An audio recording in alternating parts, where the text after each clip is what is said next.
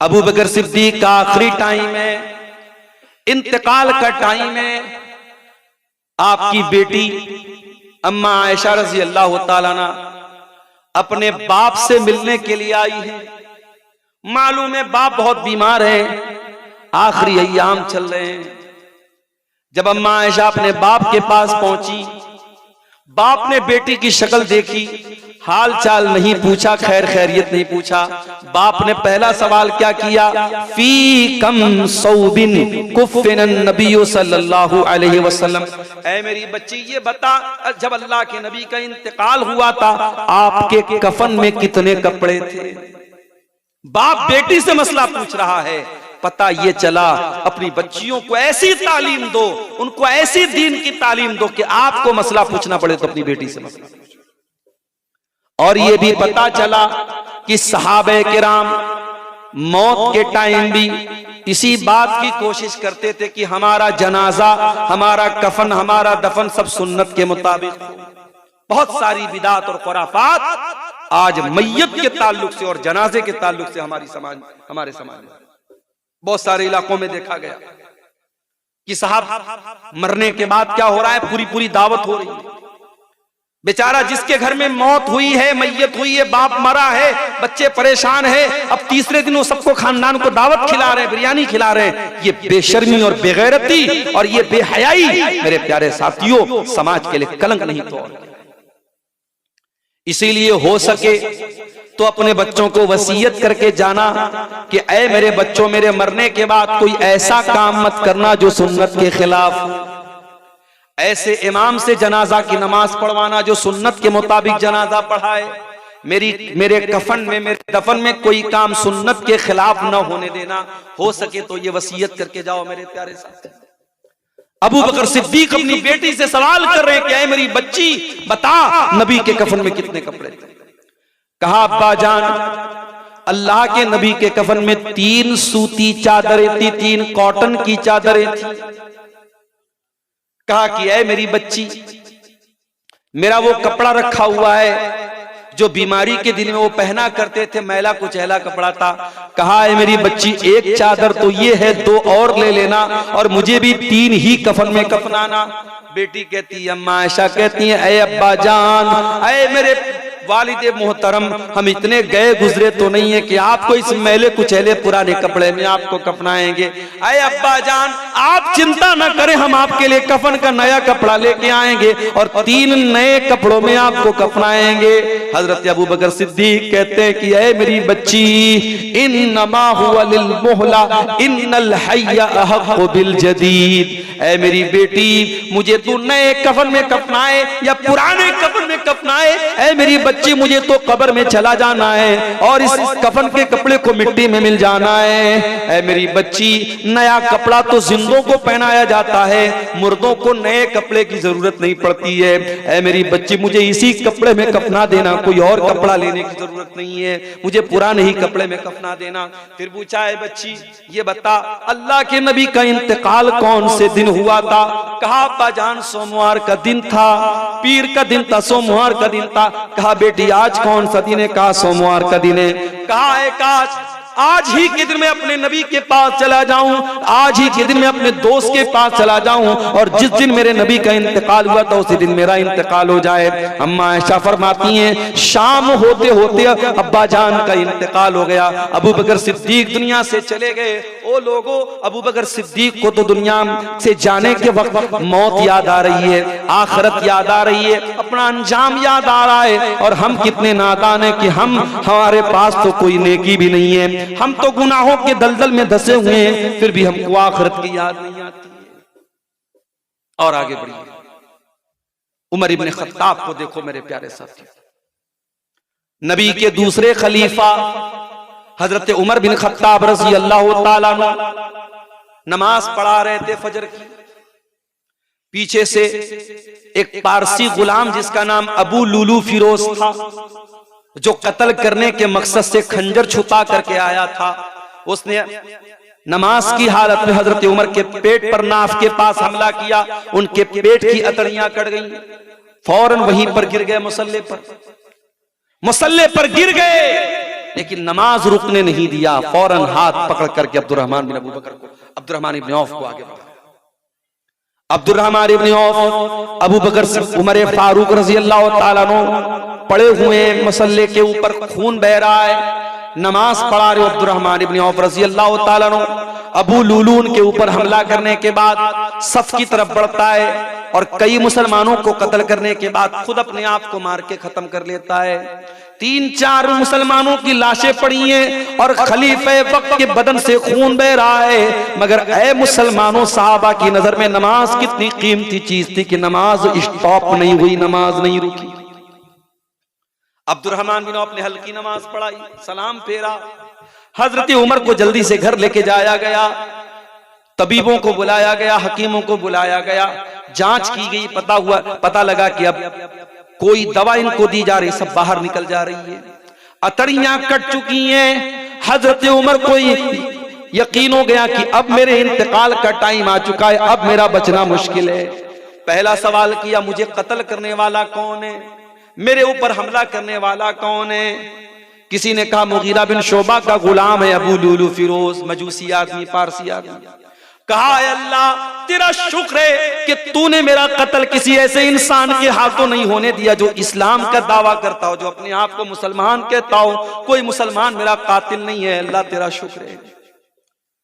जैसे जैसे मौत का टाइम करीब आ रहा है, हजरत उमर का चेहरा पीला पड़ रहा है, चेहरे पर घबराहट आ रही है। एक सहाबी आते हैं और आकर के तसल्ली देते हैं, अरे उमर आपको घबराने की क्या बात है, आपको घबराने की क्या जरूरत है, अरे अमीरुल मोमिनीन आप तो अल्लाह के नबी के बड़े चहेते साहबी हैं, आपने जब से इस्लाम कबूल किया है तब से आप इस्लाम के लिए बहुत मेहनत कर रहे हैं। अरे उमर आपने बहुत अच्छे तरीके से अपने नबी का साथ दिया है और नबी के इंतकाल के बाद जब अबू बकर सिद्दीक खलीफा हुए आपने उनका भी साथ दिया, उनके इंतकाल के बाद आप खलीफा हुए और आपने बहुत अच्छे तरीके से हुकूमत की है। ऐ उमर फारूक आपको घबराने की कोई जरूरत नहीं है। जरा जुमला सुनो मेरे भाइयों उमर फारूक का, कहा कि ये लोगों तुम मुझसे ये कहते हो कि मुझे घबराने की कोई जरूरत नहीं है और मेरा तो ये हाल है, लवदित्तो लव अन्नली तिला अल अर्ज़ि ज़हबा, मेरी तो तमन्ना ये है, मेरी तो तमन्ना ये है कि अगर जमीन भर के सोना भी मुझको मिल जाए और अल्लाह ताला ये कह दे कि ऐ उमर तू जमीन भर के सोना लेके आ जा और मैं तुझको अपने अजाब से बचा लूंगा, लफ्तदैतु बिही बिन अज़ाबिल्लाह, तो मैं अल्लाह के अजाब से बचने के लिए जमीन भर के सोना देने को तैयार हूं।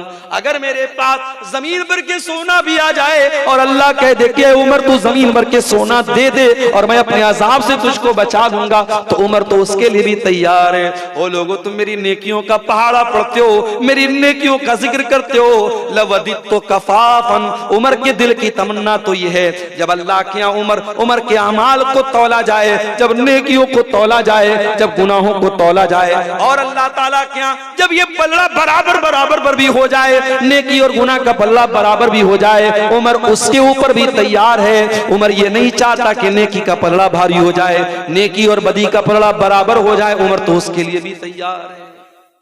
ये है सहाबे। मेरी प्यारी माओ बहनों, आपका हाल भी बहुत बुरा है। जेवरात आपकी जिंदगी का मकसद बन गए, अच्छे कपड़े आपकी जिंदगी का मकसद बन गए, सजना सवरना आपकी जिंदगी का मकसद बन गया।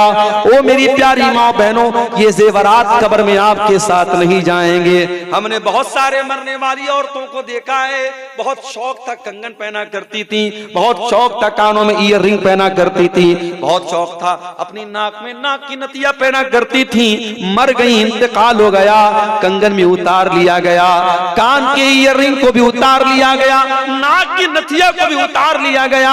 ये सोने के जेवरात मेरी प्यारी माओ कब्र में आपके साथ नहीं जाएंगे।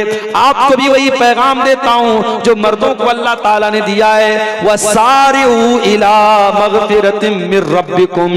मेरी प्यारी माओ बहनों, ये चंद दिन की जिंदगी है, नहीं मालूम कितने दिन हमारी जिंदगी रहेगी। ये जितने अय्याम मिले हैं जिंदगी के, जितने दिन मिले हैं जिंदगी के, इस जिंदगी को गनीमत समझो और अल्लाह को राजी कर लो, अल्लाह की मग़फ़िरत को पाने के लिए मेहनत करो, अल्लाह की जन्नत को पाने के लिए मेहनत करो। एक आखिरी वाकया सुना के बाद खत्म कर रहा हूं। अल्लाह के नबी की ज़ौजे मोहतरमा और हम सब की प्यारी माँ अम्मा आयशा रजी अल्लाह ताला अन्हा चाश्त की नमाज पढ़ रही थी। शायद हमें से बहुत सारे लोगों को पता भी ना हो कि चाश्त की नमाज क्या होती है। हम तो 5 टाइम की नमाज भी नहीं पढ़ते, चाश्त की क्या पढ़ेंगे। चाश्त की नमाज कब पढ़ी जाती है? सूरज के निकलने के 20-25 मिनट के बाद, जब सूरज थोड़ा रोशन हो जाता है, उस टाइम ये चाश्त की नमाज पढ़ी जाती है। 2 रकात भी पढ़ सकते हैं, 4 रकात भी पढ़ सकते हैं, और ये नमाज जहरी भी पढ़ सकते हैं, सिर्री भी पढ़ सकते हैं। हजरत आयशा रज़ी अल्लाह ताला अन्हा चाश्त की नमाज पढ़ रही थी। उनके भांजे कासिम बिन मोहम्मद, उनके भाई के बेटे हैं जिनकी वो फूफी लगती हैं, वो अपनी फूफी से मिलने के लिए आते हैं। भतीजे हैं उनके। कासिम बिन मोहम्मद अपनी फूफी से मिलने के लिए आते हैं और क्या देखते हैं कि उनकी फूफी जान नमाज पढ़ रही हैं चाश्त की, और चाश्त की नमाज में सूरह तूर की तिलावत कर रही हैं और इस आयत के ऊपर पहुंची हैं। सूरह तूर में अल्लाह फरमाता है, जब जन्नती जन्नत में जाएंगे तो कहेंगे फमन्नल्लाहु अलैना व वक़ाना अज़ाबस समूम। जन्नती कहेंगे, अल्लाह तेरा बहुत एहसान है हमारे ऊपर, तूने हमको जन्नत में पहुंचा दिया और तूने हमको जहन्नम की आग से बचा लिया। हजरत आयशा इसी आयत पर पहुंची थी जब कासिम बिन मोहम्मद वहां पहुंचे थे। कासिम बिन मोहम्मद को मार्केट से कुछ सामान लेना था, सौदा सलफ लेना था। सोचे अभी फूफी जान नमाज पढ़ रही हैं, मैं मार्केट से आकर के दोबारा फिर मिल लेता हूं।